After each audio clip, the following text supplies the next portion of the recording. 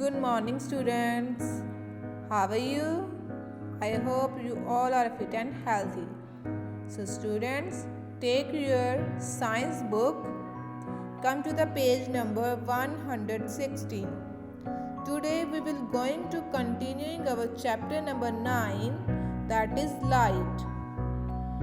Our first topic is light travels faster than sound. तो आज हम पढ़ेंगे कि जो लाइट है वो साउंड से ज़्यादा तेज जो है ट्रैवल करती है, ज़्यादा फास्ट ट्रैवल करती है। Think of a thunderstorm. कहते हैं कि थंडरस्टॉर्म जब तूफान आता है, जहाँ बादल गरजते हैं, उसके बारे में सोचिए। Have you notice that you first see the lightning flash and then hear the crash of thunder. तो कभी क्या आपने नोटिस किया है कि जब भी बादल गरजते हैं तो सबसे पहले आपको लाइट दिखती है और जो उसकी आवाज़ है वो आपको बाद में सुनाई देती है। It happens because light travels faster than sound. ये इसीलिए होता है क्योंकि जो लाइट है वो साउंड से ज़्यादा जो फास्ट है मूव करती है। Light travels at a speed of about 3 lakh kilometre पर सेकेंड। तो लाइट की जो स्पीड है वो 1 सेकेंड में 3 लाख किलोमीटर का जो रास्ता है, जो डिस्टेंस है, वो ट्रैवल करती है। तो लाइट जो है वो साउंड से ज़्यादा फास्ट होती है। ठीक है। Next point is light travels the fastest in vacuum. Meaning जो लाइट है वो वैक्यूम में जो खाली जगह होती है उसमें ज़्यादा तेजी से मूव करती है। इसके बारे में अभी हम रीड करेंगे। In vacuum light travels the fastest since there are no particle for the light to hit and be slowed down. तो वैक्यूम में क्या होता है, खाली स्पेस में कि लाइट जो है बहुत तेजी से मूव करती है क्योंकि वहाँ पर कोई भी पार्टिकल नहीं होता जो लाइट को रोक सके, जो लाइट के रास्ते में रुकावट बन सके। ठीक है, जहाँ जिससे लाइट जो है हिट करे, जो उसकी रफ्तार को धीमी कर दे। इसीलिए वो वैक्यूम में जो है सबसे ज़्यादा तेज जो है वो मूव करती है। When a beam of light passes through other mediums such as air or water, it slows down as it collides with many particles. तो कहते हैं कि जब भी जो एक लाइट की बीम है, जो रोशनी है, जब वो किसी भी और मीडियम से, जैसे एयर हो गई, हवा हो गई, जब पानी हो गया, उसमें से मूव करती है तो उसकी जो स्पीड है वो स्लो हो जाती है। क्यों? क्योंकि वहाँ पर हवा में और पानी में बहुत सारे ऐसे पार्टिकल्स होते हैं जिससे जो लाइट है टकरा जाती है, जिसकी वजह से वो स्लो हो जाती है। Sunlight travels through the vacuum in outer space to reach earth. तो सनलाइट क्या है, वो वैक्यूम में जो है मूव करती है। जो सनलाइट है वैक्यूम में मूव करती है अर्थ तक पहुंचने के लिए। वहाँ पर कोई भी उसे रोकने के लिए कोई भी ऐसा पार्टिकल नहीं होता जिसकी वजह से जो सन की जो रोशनी है वो धीमी हो जाए। ठीक है। नेक्स्ट आ जाओ। White light is made up of 7 colours.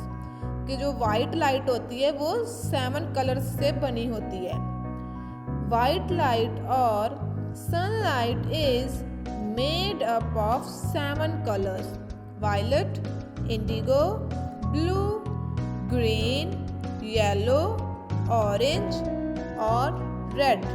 तो जो वाइट लाइट है, वाइट लाइट जो है सन की जो रोशनी होती है वो भी वाइट होती है। ठीक है, उसे हम सनलाइट भी कह देते हैं और वाइट लाइट भी। तो वाइट लाइट 7 रंगों से मिलकर बनती है। ठीक है, जो रंग हम जो है रेनबो में देखते हैं, जैसे वायलेट हो गया, Indigo, blue, green, yellow, orange and red. You see these colors as a rainbow when many drops of rain come in the way of sunlight. तो हमें ये रेनबो उस वक्त दिखाई देती है जब बारिश होने के बाद जो ड्रॉप्स हैं वो हवा में लटकती रहती हैं, ठीक है। जब वो हवा में लटकती हैं तो उस बूंदों के बीच में से जो सूरज की रोशनी है वो पास होती है। तो जब वो सूरज की रोशनी उन बूंदों के बीच में से पास होती है तो वो सैमन कलर में स्प्लिट हो जाती है, स्कैटर हो जाती है, ठीक है। तो उससे बन जाती है रेनबो। तो इससे पता चलता है कि जो सूरज की रोशनी है, जो वाइट लाइट है, वो सैमन कलर से बनती है। Now come to the next page. Next topic is uses of light. तो अभी हम लाइट के क्या यूज हैं वो पढ़ेंगे। Light is a form of energy. जो लाइट है, जो रोशनी है, वो एक एनर्जी की ही फॉर्म है। The most common use of light is to see the things around us.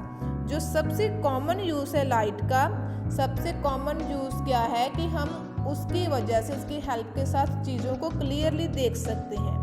But light has some very important uses also. But इसके अलावा भी लाइट के बहुत सारे जो है यूजेस हैं जो बहुत ही इम्पॉर्टेंट हैं। Let us study about some uses of light. तो अभी हम कुछ जो है लाइट के यूजेस जो है वो रीड करेंगे।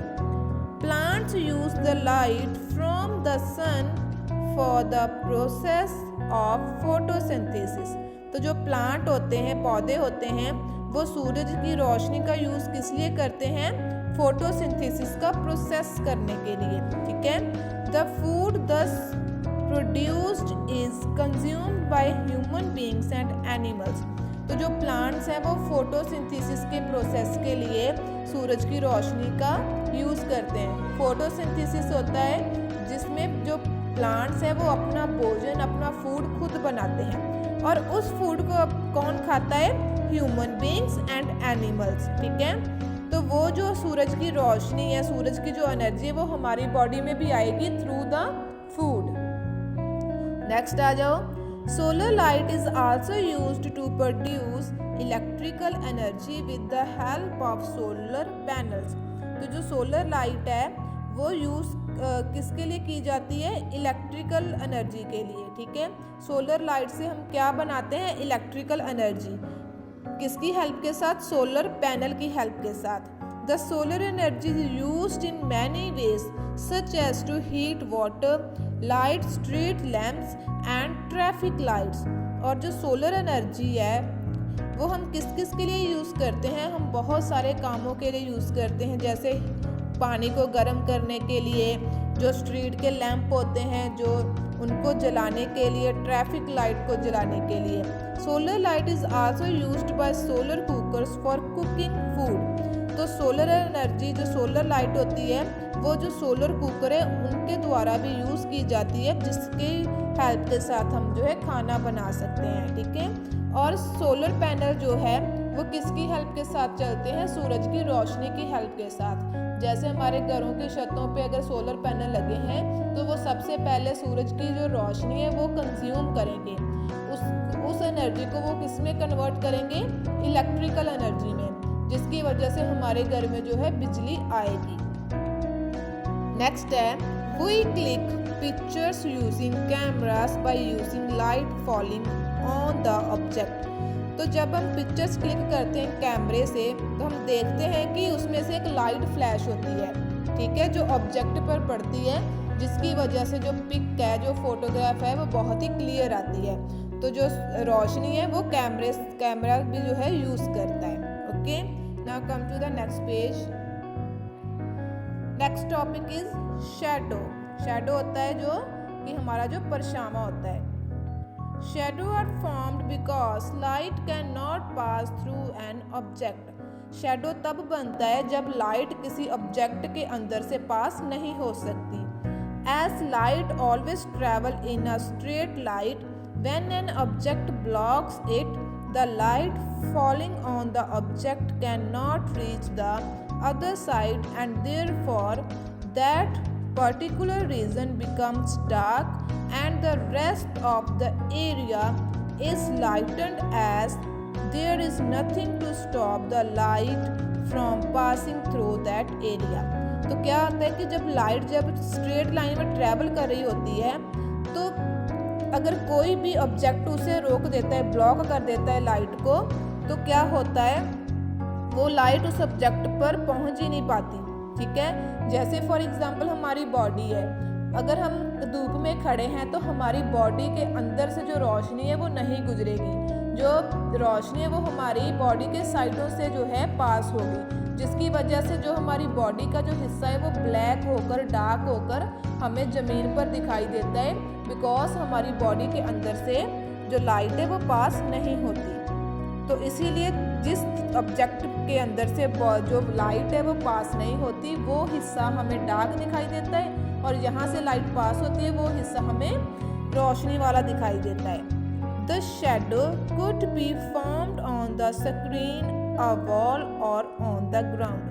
तो शैडो कहाँ कहाँ पर बनते हैं, किसी स्क्रीन पर बन जाते हैं, अगर हम दीवार के पास खड़े हैं तो दीवार पर हमारा शैडो बनेगा, अगर हम ग्राउंड के ऊपर खड़े हैं तो ग्राउंड पर हमारा शैडो बनेगा। Okay, now come to the next page. When an object is close to the source of light, it blocks more of the light rays.